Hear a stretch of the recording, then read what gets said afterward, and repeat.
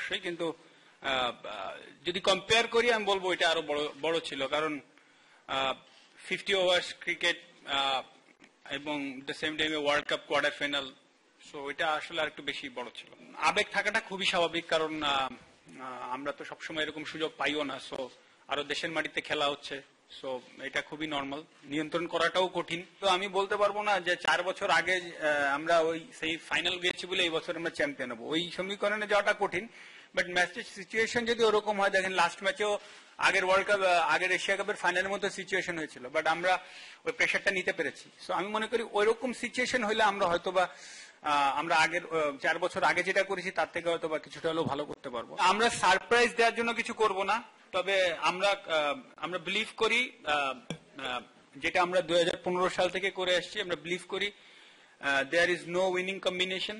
এই কথাটা আমরা কখনোই বিশ্বাস করি না। এবং আরেকটা জিনিস বিশ্বাস করি না, সেটা হচ্ছে যে একই রকম ভাবে চলা, যেটা আমরা ফিল করি যে অপোনেন্ট এবং উইকেট দুইটার উপর ডিপেন্ড করে আমরা প্রস্তুতি নিই। সুতরাং এখনো হয়তো বা আমি ডিটেলসে যাইতে পারবো না, বাট এগুলো আমরা ফিল করি। আমরা বিশ্বাস করি ফাইনাল ম্যাচ তারাই জেতে যারা ডিসিশন নিতে ভুল করে না। ডিসিশন নিতে মানে যে কোনো অ্যাগ্রেসিভ ডিসিশন নিতে কখনো ডাউট ফিল করে না। আমি সকালেই দেখেছি যে অনেক মানুষ টিকিটে লাইন দিয়েছিল এবং ওনারা অনেক কষ্ট করছে একটা টিকিটের জন্য, এবং অনেকেই নাকি মানে বেশ সমস্যার ভেতরেও পড়েছে। তো এই জিনিসটা আসলে আমরা যখন খুব ভালো খেলি এই জিনিসটা প্রায় দিন ধরেই হয়ে আসছে, তবে আর এখন তো আর একটু বেশি হচ্ছে, এটা খুবই স্বাভাবিক। তবে আমি আশা করব যে মানে আমাদের পুরো টিম চেষ্টা করবে ইনশাল্লাহ ভালো খেলা উপহার দিতে এবং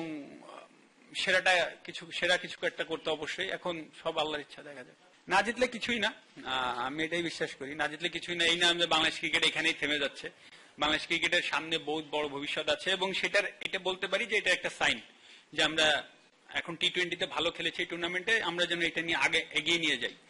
so it's a another match, আমি সবসময় বলে আসছি।